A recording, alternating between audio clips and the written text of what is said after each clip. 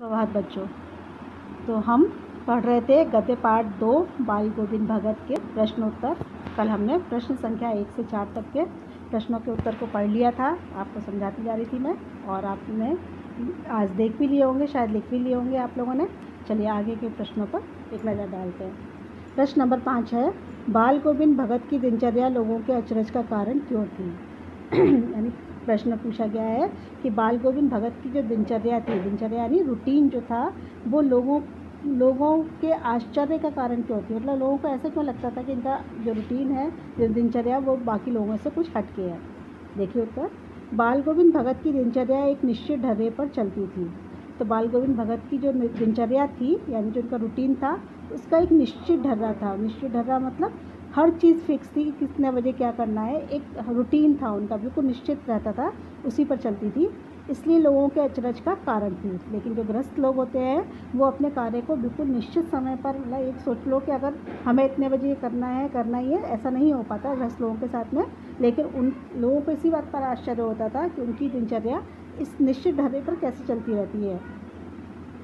लोगों को आश्चर्य इसलिए भी होता था क्योंकि उसमें कभी परिवर्तन नहीं देखा।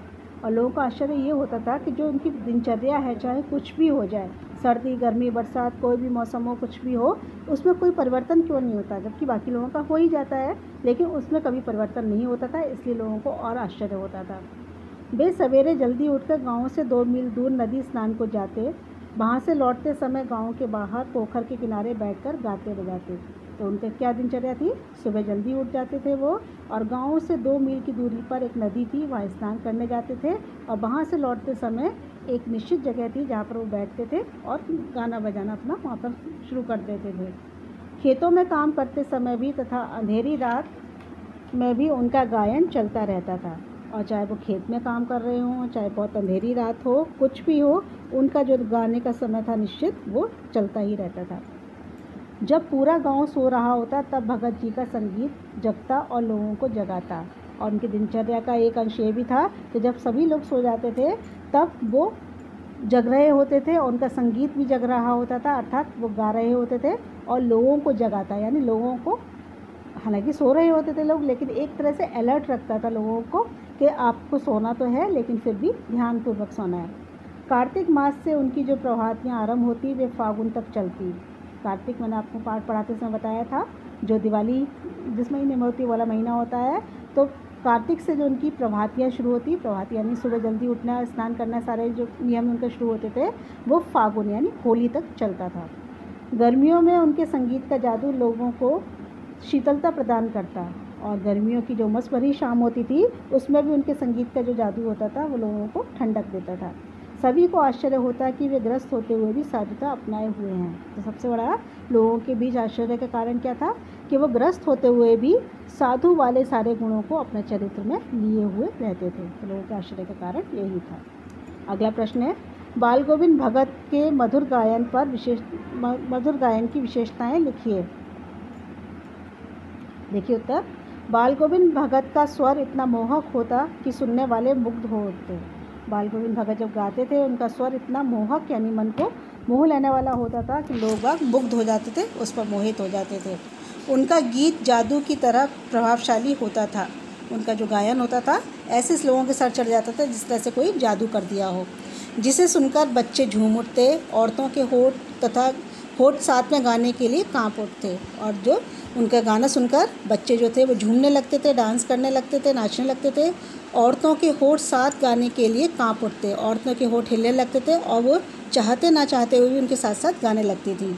खेत में काम करने वाले किसानों के पैर और हाथ एक निश्चित क्रम में चलने लगते, और जो बाकी किसान लोग काम कर रहे होते थे, उन पर क्या प्रभाव पड़ता था गायन का, कि वो काम तो करते रहते थे, लेकिन जो काम करने का ढंग होता था, हाथ पैर चलाने का जो ढंग होता था, उसमें एक निश्चिंतता आ जाती थी, एक क्रम आ जाता था। मतलब एक ऐसे क्रम हो जैसे चलने लगता था कि लोग, मतलब लगने लगता था कि जो काम हो रहा है वो बिल्कुल सिस्टमेटिक हो रहा है, बिल्कुल एक सामूहिक रूप से हो रहा है।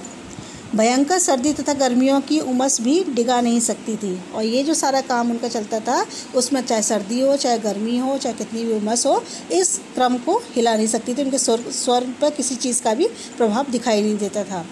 वे हर मौसम में तल्लीनता से गाते, चाहे सर्दी हो गर्मी हो, उनके मौसम जब उनके गाने पर मौसम का प्रभाव नहीं पड़ता था। उनकी तल्लीनता यानी उनका जो मन लगा कर गाना होता था वो उसी मन से रम कर गाते थे बिल्कुल।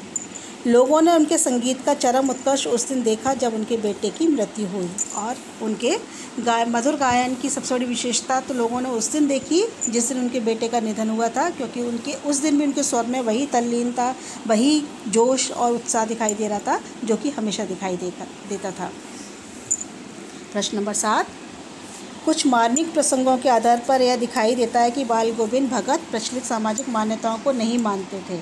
इसका उल्लेख करना है, हमको बताना है कि कौन कौन सी ऐसी पाठ में दिखाई गई हैं, ऐसी मार्मिक प्रसंग बताए गए हैं कि जिसमें कि बाल गोविंद भगत ने सामाजिक जो मान्यताएं चल रही थी, जो रूढ़ियाँ थीं, उनको नहीं अपनाया। ये बताना है हमें। देखिए उत्तर, बाल गोविंद भगत सामाजिक मान्यताओं को नहीं मानते थे। बाल गोविंद भगत जैसे कबीरदास जी थे, कबीरदास जी ने भी लोग जो गलत काम करते थे उन पर उन्होंने शुरू से ही हिंदू मुस्लिम के बारे में भी उन्होंने बहुत कुछ लिखा है। मतलब जो गलत प्रथाएं थी उनके ऊपर उन्होंने बहुत प्रहार किया था कबीरदास जी ने, और उन्हीं पर के रास्ते पर चलने वाले बाल गोविंद भगत थे, तो उन्होंने भी सामाजिक मान्यताओं को नहीं माना। उन्होंने अपने कार्यों द्वारा प्रचलित मान्यताओं का खंडन किया और उन्होंने ऐसे कुछ कार्य किए जिससे कि हमें पता चलता है कि वो प्रचलित मान्यताओं का खंडन खुद भी करते थे और लोगों से भी चाहते थे कि वो मान्यताओं को ख़त्म कर दे। खंडन करना है ना, क्रिटिसाइज़ करते थे। तो पहला काम उन्होंने क्या किया था, ग्रस्त होते हुए भी उन्होंने साधु सन्यासियों की सी वेशभूषा को अपनाया। हमारे देश में क्या मान्यता है कि जो लोग ग्रस्त होते हैं, घर गृहस्थी वाले होते हैं, वो साधु सन्यासियों की तरह जीवन व्यतीत नहीं कर सकते। लेकिन उन्होंने साधु सन्यासियों की तरह न सिर्फ वेशभूषा को अपनाया, बल्कि उन्होंने अपने क्रियाकलापों के द्वारा भी अपने गुण में वो अपने स्वभाव में वो सभी गुण रखे जो साधु सन्यासियों में होने चाहिए। दूसरा क्या किया उन्होंने, इकलौते बेटे की मृत्यु पर भी शोक नहीं मनाया। और दूसरी मान्यता क्या है, बल्कि स्वाभाविक है कि घर में यदि किसी की मृत्यु होती है तो शोक करते ही है, सबको दुख होता ही है, लेकिन उन्होंने अपने इकलौते बेटे की मृत्यु पर भी शोक नहीं दिखाया। तीसरे क्या उन्होंने किया, पुत्र का अंतिम संस्कार उन्होंने अपनी बहू से करवाया।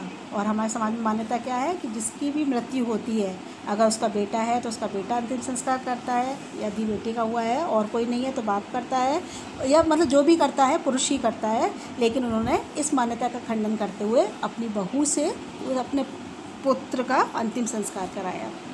और श्राद्ध की अवधि पूरी होते ही पुत्र वधू के मायके वालों को बुलाकर उसका दूसरा विवाह कराने का आदेश दिया। और सबसे बड़ा कार्य जो उन्होंने किया, जो सबसे बड़ी सामाजिक जो हमारे रूढ़ी थी कि विधवा विवाह नहीं हो सकता है, उसका खंडन करने के लिए उन्होंने क्या किया कि जैसे ही उनके पुत्र की मृत्यु के शोक के दिन, श्राद्ध के दिन ख़त्म हुए, उसके बाद उन्होंने पुत्र वधू के मायके से उसके भाई को बुलाया और उसको ये आदेश दिया कि इसको ले जाओ और इसका दूसरा विवाह अवश्य करा देना। तो हमने देखा कि उन्होंने बहुत सी समाज में ऐसी प्रचलित मान्यताएं थी जिनका कि उन्होंने अपने कार्यों के द्वारा खंडन किया। अगला प्रश्न है, पाठ के आधार पर बताएं कि बाल गोविंद भगत की कबीर पर श्रद्धा किन रूपों में प्रकट हुई है। मतलब हमें ये बताना है, जो हमने पाठ में पढ़ा है किसके आधार पर, कि वो कबीरदास जी पर कितनी श्रद्धा रखते थे और किन किन अपने कार्यों के माध्यम से उन्होंने श्रद्धा